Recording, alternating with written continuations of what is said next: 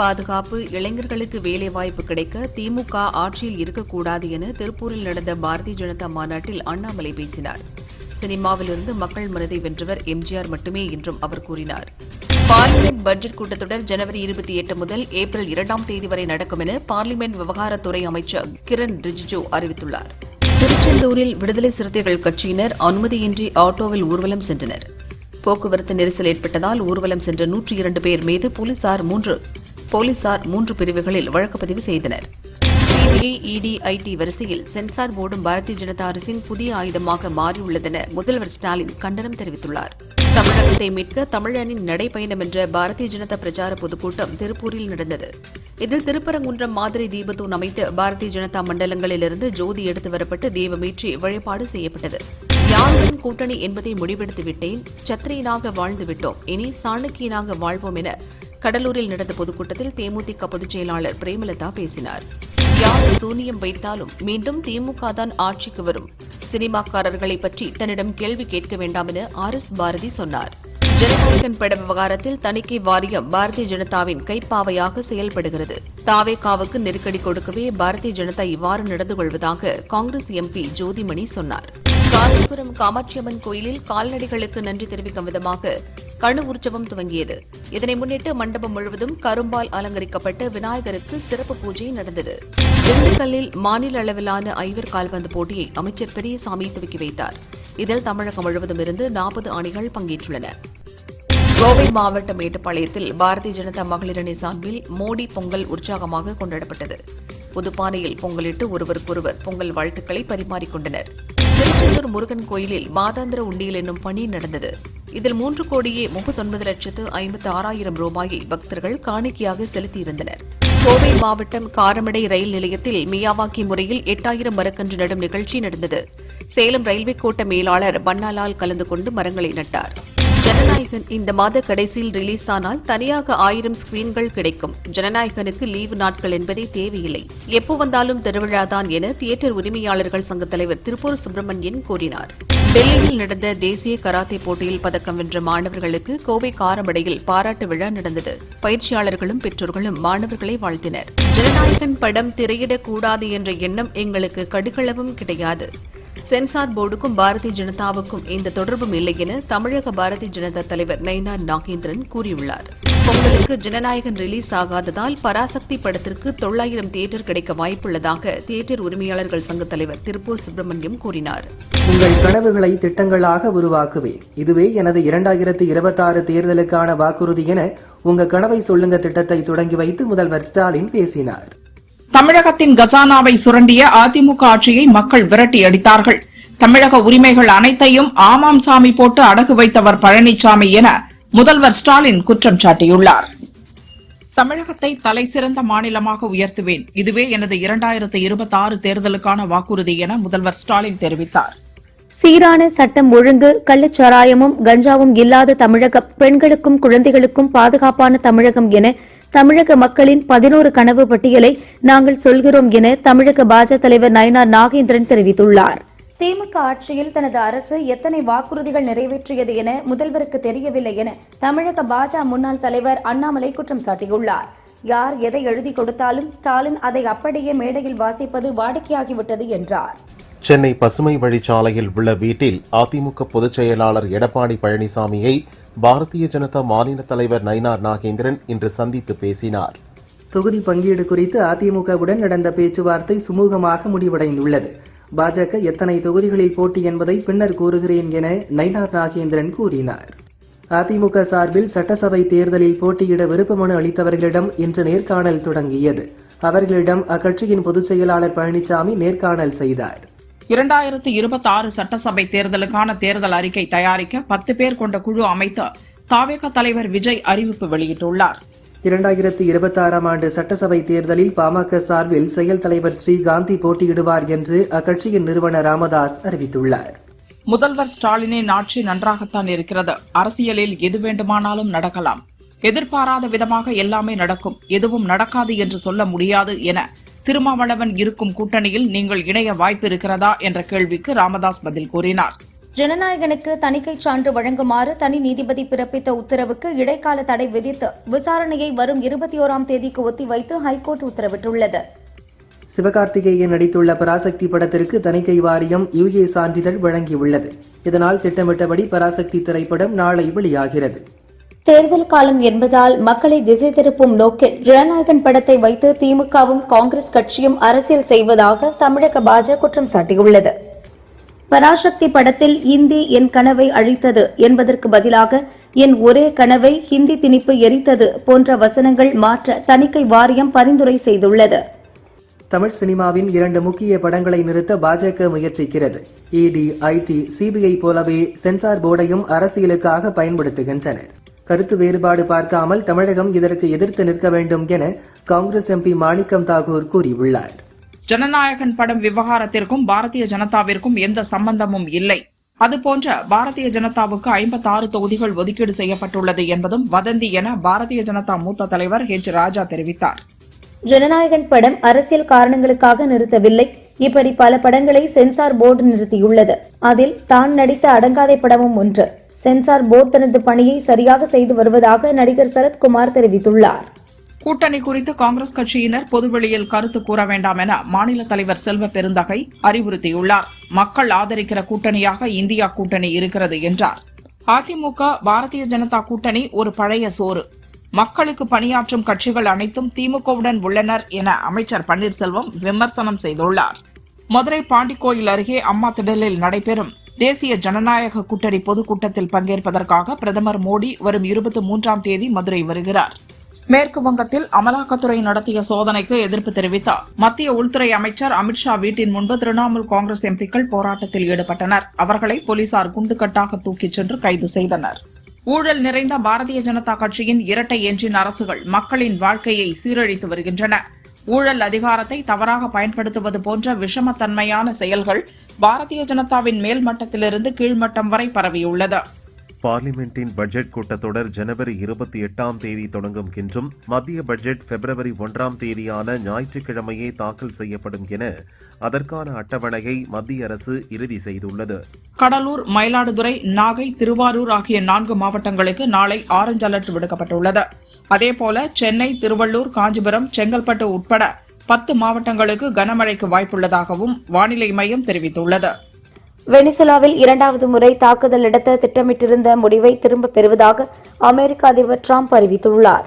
தற்பொழுது அங்கு தாக்குதல் நடத்த தேவையில்லை என்று தெரிகிறது என அமெரிக்க அதிபர் டிரம்ப் தெரிவித்துள்ளார். பிரதமர் மோடி அதிபர் டிரம்பை நேரடியாக அழைத்து பேசாததே இரு நாடுகளுக்கிடையே நடைபெறவிருந்த வர்த்தக ஒப்பந்தம் இறுதியாகாமல் போனதற்கு முக்கிய காரணம் என அமெரிக்க வர்த்தக அமைச்சர் ஹோவார்ட் லுட்னி குற்றம் சாட்டியுள்ளார். ஜனநாயகன் திரைப்படத்துக்கு UA சான்று வழங்க தணிக்கை வாரியத்துக்கு சென்னை ஹைகோர்ட் நீதிபதி PT ஆஷா உத்தரவிட்டார். மேலும் படத்தை மறு ஆய்வுக்கு அனுப்புவது ஏற்கத்தக்கது அல்ல என்றும் சொன்னார். ஜனநாயகன் திரைப்படத்திற்கு தணிக்கை சான்றிதழ் வழங்கும் உத்தரவுக்கு எதிராக மத்திய தணிக்கை வாரிய தலைவர் சார்பில் சென்னை ஹைகோர்ட்டில் தலைமை நீதிபதி அமர்வு முன்பு மேல்முறையீடு செய்யப்பட்டுள்ளது. முன்னாள் பிரதமர் நேருவின் நம்பிக்கைகள் மற்றும் கொள்கைகளுக்கு 100% ஆதரவு அளிக்க முடியாது என்று காங்கிரஸ் MP சசி தரூர் தெரிவித்துள்ளார். தென்மேற்கு வங்கக்கடலில் நிலை கொண்டிருக்கும் ஆழ்ந்த காற்றழுத்த தாழ்வு மண்டலம் இன்று மாலைக்கு மேல் கரையை கடக்கும் என்று இந்திய வானிலை ஆய்வு மையம் தெரிவித்துள்ளது. பயங்கரவாதம் இல்லாத ஜம்மு காஷ்மீர் என்ற இலக்கை விரைவில் அடைவதற்கான அனைத்து நடவடிக்கைகளையும் தொடர்ந்து மேற்கொள்ள வேண்டும் என்று மத்திய உள்துறை அமைச்சர் அமித்ஷா தெரிவித்துள்ளார். மேற்கு வங்க கவர்னர் சந்திரபோஸ் வெடிகுண்டு வைத்துக் கொல்லப்படுவார் என இமெயிலில் மிரட்டல் வந்ததால் போலீசார் தீவிர விசாரணை நடத்தி வருகின்றனர். சாலை விபத்துகளில் காயமடைபவர்களுக்கு கட்டணமில்லா சிகிச்சை அளிக்கும் திட்டத்தை விரைவில் நாடு முழுவதும் பிரதமர் மோடி அதிகாரப்பூர்வமாக தொடங்கி வைப்பார் என மத்திய அமைச்சர் நிதின் கட்கரி கூறினார்.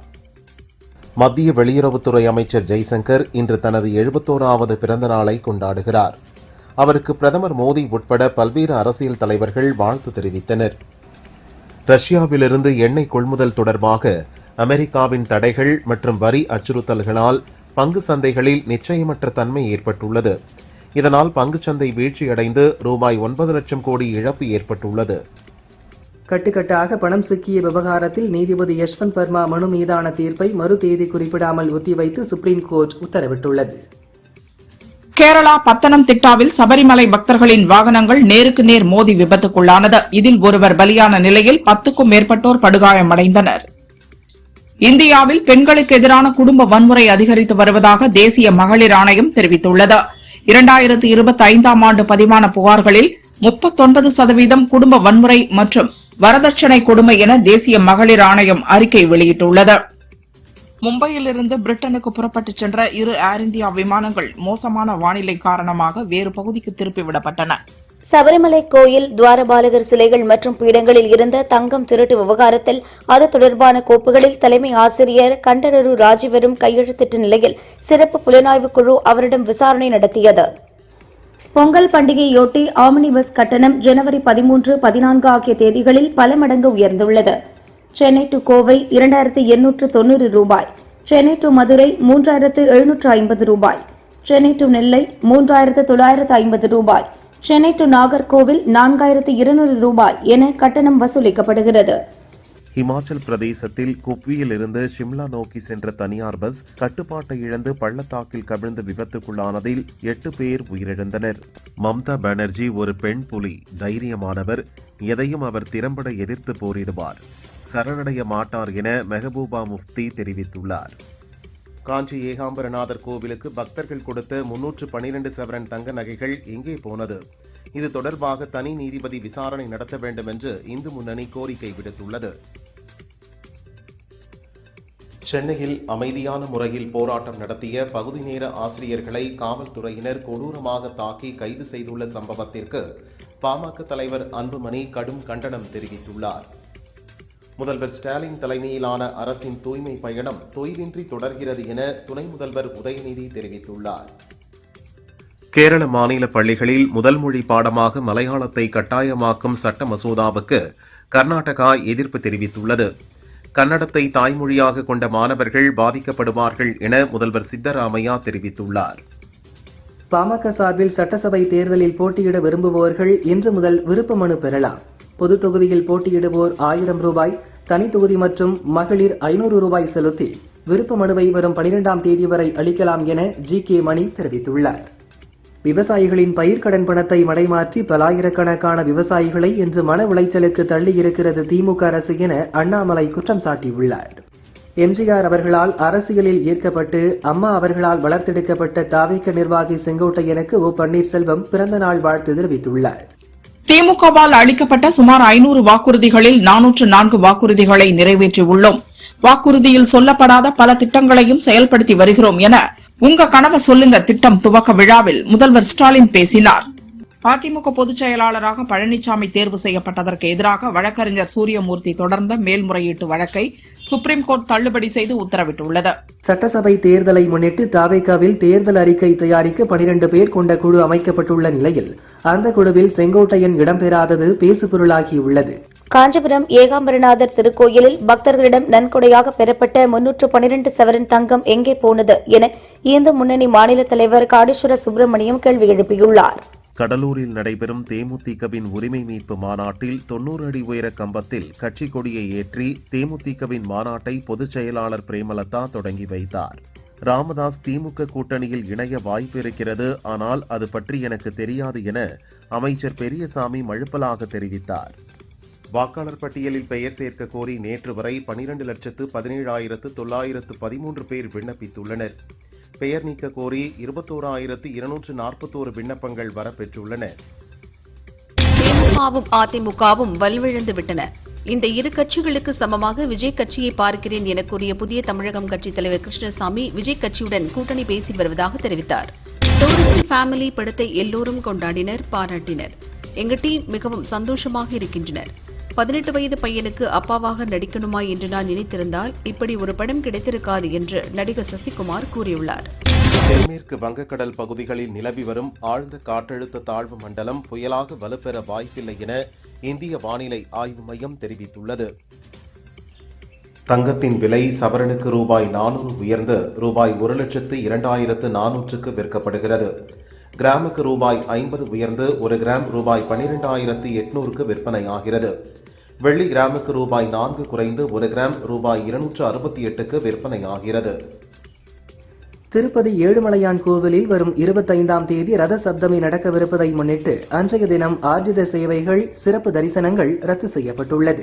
மேலும் ஜனவரி 24 முதல் 26ஆம் தேதி வரை திருப்பதியில் வழங்கப்படும் நேர ஒதுக்கீடு சர்வ தரிசன டோக்கன்கள் ரத்து செய்யப்பட்டுள்ளது. தெலங்கானா முதல்வர் ரேவந்த் ரெட்டியின் மகள் நைமிஷா மற்றும் உறவினர்கள் ஏகாம்பரநாதர் கோவில், காமாட்சியம்மன் கோவிலில் சிறப்பு தரிசனம் செய்தனர். சென்னையிலிருந்து ஹவுரா செல்லும் ஹவுரா எக்ஸ்பிரஸ் ரயிலில் கடத்தி வரப்பட்ட 21 கிலோ கஞ்சாவை ஜோலார்பேட்டை ரயில்வே போலீசார் கைப்பற்றியுள்ளனர். மதுரை மாட்டுத்தாவணி மலர் சந்தையில் 1 கிலோ மல்லிகைப்பூ 6000 ரூபாய்க்கு விற்பனை செய்யப்படுகிறது. இதனால் பூ வாடிக்கையாளர்கள் அதிர்ச்சியடைந்துள்ளனர். திருப்பதி ஏழுமலையான் கோவிலில் வைகுண்ட ஏகாதசியை முன்னிட்டு கடந்த 10 நாட்களில் சொர்க்கவாசல் வழியாக 7,83,000 பக்தர்கள் சாமி தரிசனம் செய்தனர். 41 கோடியே 14 லட்சம் ரூபாய் உண்டியல் காணிக்கை வந்தது. கவர்னர் ரவி 6 நாள் பயணமாக டெல்லி புறப்பட்டுச் சென்றார். 14ஆம் தேதி சென்னை திரும்புகிறார். எதற்காக கவர்னர் டெல்லி சென்றார் என்பது குறித்து அதிகாரப்பூர்வமாக தகவல்கள் வெளியாகவில்லை. திருப்பத்தூர் மாவட்டம் ஜோலார்பேட்டை அருகே வெளிமாநிலத்துக்கு கடத்த முயன்ற 4 டன் ரேஷன் அரிசி பறிமுதல் செய்யப்பட்டது. கடத்தலில் ஈடுபட்டதாக சதாசிவம் என்பவரை போலீசார் கைது செய்தனர். மதுரை அவனியாபுரம் ஜல்லிக்கட்டு போட்டிக்கான பாதுகாப்பு வேலிகள் மற்றும் பரிசு பொருள் மேடை அமைக்கும் பணிகள் தீவிரமாக நடக்கிறது. மதுரை மாநகராட்சி சுமார் 67 லட்சம் ரூபாய் மதிப்பீட்டில் டெண்டர் ஒதுக்கி பணிகளை விரைவுபடுத்தியுள்ளது. கரூர் வேலிசாமிபுரத்தில் தாவேகா பிரச்சாரம் நடந்த இடத்தில் மத்திய உள்துறை அமைச்சகத்தின் தடயவியல் துறை மற்றும் டெல்லி எய்ம்ஸ் மருத்துவ அதிகாரிகள் என சுமார் 10க்கும் மேற்பட்ட அதிகாரிகள் ஆய்வு செய்தனர். சாத்தூரில் நாடார் சங்கங்கள் சார்பில் தலைவர் கரிகோல்ராஜ் தலைமையில் முன்னாள் முதல்வர் காமராஜரின் புகழுக்கு களங்கம் ஏற்படுத்தும் வகையில் சமூக வலைதளங்களில் அவதூறு கருத்துக்களை பரப்பும் யூடியூபர் முக்தார் அகமதுவை கைது செய்ய வலியுறுத்தி கடையடைப்பு மற்றும் கண்டன ஆர்ப்பாட்டம் நடைபெற்றது. ஈரோடு சந்தையில் மஞ்சள் விலை குவிண்டாலுக்கு 500 ரூபாய் அதிகரித்து 16,500 விற்பனையானது. கடந்த வாரம் 16,000 ரூபாயாக இருந்த மஞ்சள் விலை இன்று 500 ரூபாய் உயர்ந்துள்ளது. புதுக்கோட்டை மாவட்டம் கந்தர்வக்கோட்டை ஊராட்சி பேரூராட்சியாக தரம் உயர்த்தப்பட்டது. பொன்னமராவதி பேரூராட்சி நகராட்சியாகியுள்ளது. இது தொடர்பான ஆட்சேபனை மற்றும் கருத்துக்களை பொதுமக்கள் 6 வாரத்திற்குள் தெரிவிக்கலாம். வீட்டிற்கும் நாட்டிற்கும் கேடு விளைவிக்கும் மது விற்பனைக்கு தமிழகத்தில் கட்டுப்பாடு விதிக்க கோரும் மனுவை மதுவிலக்கு ஏடிஜிபி பரிசீலித்து 6 வாரங்களில் உரிய முடிவெடுக்க ஹைகோர்ட் கிளை உத்தரவிட்டுள்ளது. தஞ்சை சாஸ்திரா பல்கலைக்கழகம் ஆக்கிரமித்துள்ள 33 ஏக்கர் அரசு நிலத்தை 4 வாரத்துக்குள் மீட்க வேண்டும் என தமிழக அரசுக்கு சென்னை ஹைகோர்ட் உத்தரவிட்டுள்ளது. கடந்த டிசம்பர் 3ஆம் தேதி மழைக்காக விடப்பட்ட விடுமுறைக்கு ஈடாக நாளை சென்னையில் பள்ளிகள் செயல்படும் என அறிவிக்கப்பட்டுள்ளது. திருப்பரங்குன்றம் தீப விவகாரம் தொடர்பான நீதிமன்ற அவமதிப்பு வழக்கு மீதான விசாரணைக்காக மதுரை கலெக்டர், போலீஸ் கமிஷனர் ஆகியோர் கோர்ட்டில் ஆஜராகியுள்ளனர். கனரக வாகனங்களுக்கான வருடாந்திர தகுதிச் சான்று FC கட்டணத்தை பன்மடங்கு உயர்த்திய மத்திய அரசை கண்டித்து மன்னார்குடியில் லாரி உரிமையாளர்கள் சங்கத்தினர் கண்டன ஆர்ப்பாட்டத்தில் ஈடுபட்டனர். கனமழை முன்னெச்சரிக்கை நடவடிக்கையாக கமாண்டர் அலோக்குமார் சுக்லா தலைமையிலான 27 பேர் கொண்ட தேசிய பேரிடர் மீட்புக் குழு கடலூர் வந்துள்ளது. தேசிய மற்றும் மாநில அளவிலான விளையாட்டுப் போட்டிகளில் வெற்றி பெற்ற மாணவர்கள் பெயரில் வகுப்பறை அமைக்கும் புதிய நடைமுறை தமிழகத்தில் இன்று அமல்படுத்தப்பட்டுள்ளது. சந்தனக்கூடு நிகழ்வின் போது கோயிலுக்கு சொந்தமான இடத்தில் உள்ள மரத்தில் கொடி கட்ட அனுமதித்தது ஏன் என திருப்பரங்குன்றம் தீபம் தொடர்பான அவமதிப்பு வழக்கில் நீதிபதி ஜி.ஆர். சுவாமிநாதன் கேள்வி எழுப்பியுள்ளார். தேனி, ஆண்டிப்பட்டி, கடமலை குண்டுவில் அரசு பேருந்தில் கஞ்சா கடத்தி வந்த 2 பேரை போலீசார் கைது செய்து 12 பண்டல்களில் இருந்த 12 கிலோ 640 கிராம் கஞ்சாவை பறிமுதல் செய்தனர். திருவொற்றியூர் வடிவுடையம்மன் கோவிலில் உள்ள 63 நாயன்மார்களில் ஒருவரான ஏற்பகை நாயனார் குரு பூஜை விமரிசையாக நடந்தது. ஸ்ரீரங்கம் ரங்கநாதர் கோவிலில் 21 நாட்களாக நடைபெற்று வந்த வைகுண்ட ஏகாதசி சொர்க்கவாசல் திருவிழா நம்மாழ்வார் மோட்சத்துடன் நிறைவு பெற்றது. திருச்சி அல்லித்துறை சரவணபுரத்தில் நடந்த துறவி யாத்திரையில் திருப்பராய்த்துறை தபோவனம் சுவாமி புருஷோத்தமானந்தர் மக்களுக்கு ஆசி வழங்கினார். குன்னூர் படுகையின மக்களின் பாரம்பரிய ஹெத்தையம்மன் திருவிழாவின் ஒரு பகுதியாக ஜெகதலா கிராமத்தில் விரதம் மேற்கொண்ட ஹெத்தைக்காரர்கள் பக்தி பரவசத்துடன் குண்டம் இறங்கினர். விழாவில் அனைத்து சமுதாயத்தினரும் பங்கேற்றனர். திருச்செந்தூர் சுப்பிரமணியசாமி கோயிலில் ஜனவரி 5ஆம் தேதி நடைபெற்ற திருப்பாவை திருவெம்பாவை ஒப்பித்தல் போட்டியில் 120க்கும் மேற்பட்ட பள்ளி மாணவ மாணவிகள் கலந்து கொண்டனர். திருவொற்றியூர் வடிவுடையம்மன் கோவிலில் உள்ள 63 நாயன்மார்களில் ஒருவரான ஏற்பகை நாயனார் குரு பூஜை விமரிசையாக நடந்தது. ஸ்ரீரங்கம் ரங்கநாதர் கோவிலில் 21 நாட்களாக நடைபெற்று வந்த வைகுண்ட ஏகாதசி சொர்க்கவாசல் திருவிழா நம்மாழ்வார் மோட்சத்துடன் நிறைவு பெற்றது. திருச்சி அல்லித்துறை சரவணபுரத்தில் நடந்த துறவி யாத்திரையில் திருப்பராய்த்துறை தபோவனம் சுவாமி புருஷோத்தமானந்தர் மக்களுக்கு ஆசி வழங்கினார். குன்னூர் படுகையின மக்களின் பாரம்பரிய ஹெத்தையம்மன் திருவிழாவின் ஒரு பகுதியாக ஜெகதலா கிராமத்தில் விரதம் மேற்கொண்ட ஹெத்தைக்காரர்கள் பக்தி பரவசத்துடன் குண்டம் இறங்கினர். விழாவில் அனைத்து சமுதாயத்தினரும் பங்கேற்றனர். திருச்செந்தூர் சுப்பிரமணியசாமி கோயிலில் ஜனவரி 5ஆம் தேதி நடைபெற்ற திருப்பாவை திருவெம்பாவை ஒப்பித்தல் போட்டியில் 120க்கும் மேற்பட்ட பள்ளி மாணவ மாணவிகள் கலந்து கொண்டனர். ஜனநாயகன் தணிக்கை சான்று விவகாரத்தை அரசியலாக்குவது தவறு. தற்போதைய சிக்கலுக்கு ஜனநாயகன் படக்குழுதான் காரணம் என நடிகரும் தணிக்கை வாரிய முன்னாள் உறுப்பினருமான SV சேகர் தெரிவித்துள்ளார். மோகன்ஜி இயக்கத்தில் ரிச்சர்ட், ரக்ஷனா, நட்டி நடித்த திரௌபதி 2 படம் ஜனவரி மாத கடைசியில் வருவதாக இருந்தது. ஜனநாயகன், பராசக்தி படங்களின் சென்சார் குழப்பத்தால் அந்த பட வெளியீட்டில் சிக்கல் நீடிக்கிறது. இதனால் பொங்கல் தினத்தில் திரௌபதி 2 ரிலீஸ் என அறிவித்துள்ளனர். பராசக்தி படத்தின் ப்ரமோஷனின் ஒரு பகுதியாக திருச்சியில் நடந்த நிகழ்வில் பேசிய சிவகார்த்திகேயன், நம்ம மண் மொழிக்காக உயிரை விட்டவர்களின் உண்மை கதை இது. சில சோசியல் மீடியாவில் தவறான தகவல் பரவுது. எல்லாரும் சேர்ந்து ஓடுவோம், சேர்ந்து ஜெயிப்போம். கவலை இருந்தால் எதையும் யோசிக்காதீங்க, நல்லதே நடக்கும் என்றார். சுதா கொங்கரா இயக்கத்தில் சிவகார்த்திகேயன் நடிப்பில் உருவாகியுள்ள பராசக்தி திரைப்படத்தை சட்டவிரோதமாக இணையத்தில் வெளியிட தடை விதித்து சென்னை ஹைகோர்ட் உத்தரவிட்டுள்ளது. உலக அளவில் சினிமாவில் உயரிய விருதாக கருதப்படும் ஆஸ்கர் விழா மார்ச்சில் அமெரிக்காவில் நடக்கிறது. சிறந்த வெளிநாட்டு பிரிவில் ஏற்கனவே இந்தியா சார்பில் ஹோம்பவுண்ட் படம் 15 படங்கள் பட்டியலில் தேர்வாகியுள்ளது. இப்போது சிறந்த திரைப்பட பிரிவில் தமிழிலிருந்து டூரிஸ்ட் ஃபேமிலி, கன்னடத்திலிருந்து காந்தாரா சாப்டர் 1, மகாவதார் நரசிம்மா, ஹிந்தியிலிருந்து தன்வி ஆகிய படங்கள் தேர்வாகியுள்ளன. மலையாளம், தமிழில் நடிக்கிறார் நிமிஷா சஜயன். தன் மீதான விமர்சனங்கள் குறித்து அவர் கூறுகையில், விமர்சனங்கள் நன்றாக இருந்தால் ஏற்றுக்கொள்வேன், தவறுகளை சுட்டிக்காட்டினால் என்னை மாற்றிக்கொள்வேன். ஏடாகுடமான விமர்சனங்களை புறம் தள்ளிவிட்டு என் வேலையை பார்க்க போய்விடுவேன். அதனால் விமர்சனங்கள் என்னை ஒருபோதும் பாதித்தது இல்லை என்கிறார். தெலுங்கில் முன்னணி நடிகையாக உள்ள ஸ்ரீலீலா பராசக்தி படம் மூலம் தமிழில் கால் பதித்துள்ளார். ஹிந்தியிலும் நடிக்கிறார். நாயகியாக நடித்தாலும் புஷ்பா 2 போன்ற படங்களில் ஒரு பாடலுக்கு குத்தாட்டம் போட்டார். இனி இது போன்று ஆடமாட்டேன் என முடிவெடுத்துள்ள ஸ்ரீலீலா, அழுத்தமான நடிப்பை பதிவு செய்யக்கூடிய கதாபாத்திரங்களுக்கு முன்னுரிமை கொடுக்க போகிறேன். சினிமாவில் எந்த கதாபாத்திரத்தில் நடித்தாலும் சிறந்த நடிப்பை வழங்குவதே வாழ்நாளில் என்னுடைய கனவு மற்றும் குறிக்கோள் என பராசக்தியில் வில்லனாக நடிப்பது குறித்து ரவி மோகன் வீடியோ வெளியிட்டு விளக்கமளித்துள்ளார். மலேசிய ஓபன் பேட்மிண்டன் தொடரில் இந்திய வீராங்கனை PV சிந்து அரையிறுதிக்கு முன்னேறியுள்ளார். காலிறுதியில் ஜப்பானின் யமாகுச்சியை வீழ்த்தினார். பிரிஸ்பேன் ஓபன் டென்னிஸ் பெண்களுக்கான போட்டியில் சபலென்கா வெகுலா அரையிறுதிக்கு முன்னேறினர். ராய்பாகினா அதிர்ச்சி தோல்வியடைந்தார். பிரான்ஸ் சென்றுள்ள மத்திய வெளியுறவுத்துறை அமைச்சர் ஜெய்சங்கர் அந்நாட்டு அதிபர் இமானுவேல் மேக்ரானை சந்தித்து பேச்சு நடத்தினார். அடுத்த மாதம் இமானுவேல் மேக்ரான் இந்தியா வருவதாக ஜெய்சங்கர் தெரிவித்தார். சர்வதேச சட்ட விதிகளுக்கு நான் கட்டுப்பட்டவன் இல்லை. எனது மனசாட்சியும் சிந்தனையும் தான் என்னுடைய அதிகாரத்தை கட்டுப்படுத்தும். எனக்கு சர்வதேச சட்டங்கள் தேவையில்லை என அமெரிக்க அதிபர் ட்ரம்ப் தெரிவித்துள்ளார். மருத்துவ காரணங்களுக்காக விண்வெளியில் இருந்த க்ரூ 11 விண்வெளி வீரர்களை மீண்டும் பூமிக்கு திரும்புமாறு நாசா அழைத்துள்ளது. உடல்நலக்குறைவால் திரும்புவதாக கூறப்படுகிறது. ஆஷஸ் டெஸ்ட் தொடரில் இங்கிலாந்து அணி சந்தித்த மோசமான தோல்விக்கு பிறகு அந்த அணியில் பல மாற்றங்கள் தேவை. குறிப்பாக குடிபோதை கலாச்சாரம் ஒழிக்கப்பட வேண்டும் என முன்னாள் இங்கிலாந்து கேப்டன் மைக்கேல் வான் காட்டமாக விமர்சித்துள்ளார். ஈரானில் ஆளும் அரசுக்கு எதிராக போராட்டம் வலுக்கும் நிலையில் நாடு முழுவதும் இணையதள சேவை முடங்கியுள்ளது. ஈரான் நாட்டின் தலைவர் அயதுல்லா கமைனிக்கு எதிராக மாணவர்கள் போராட்டத்தில் ஈடுபட்டுள்ளனர். இந்திய விவசாயிகள், மீனவர்கள், பால் பண்ணையாளர்கள் நலனில் ஒருபோதும் சமரசம் கிடையாது என கடந்த ஆண்டு அறிவித்த பிரதமர் மோடி அதன்படி செயல்பட்டு வருகிறார். அதிபர் டிரம்புடன் பேசுவதற்கு பிரதமர் மோடி மறுத்துவிட்டதாக முதல் முறையாக அமெரிக்க வர்த்தக அமைச்சரே புலம்பியுள்ளார். வெனிசுலா அதிபர் நிக்கோலஸ் மதுரோவையும் அவரது மனைவியையும் அமெரிக்கா கைது செய்த நிலையில் குற்றவியல் கும்பல்களின் அதிகாரத்தை அமெரிக்கா பறிக்கும் என அந்நாட்டின் துணை அதிபர் JD வான்ஸ் தெரிவித்துள்ளார். ஈரானில் நடக்கும் போராட்டங்கள் மற்றும் வன்முறைக்கு காரணம் அமெரிக்கா மற்றும் இஸ்ரேலின் பயங்கரவாத ஏஜென்ட்டுகளே என ஈரான் அரசு ஊடகம் குற்றம் சாட்டியுள்ளது.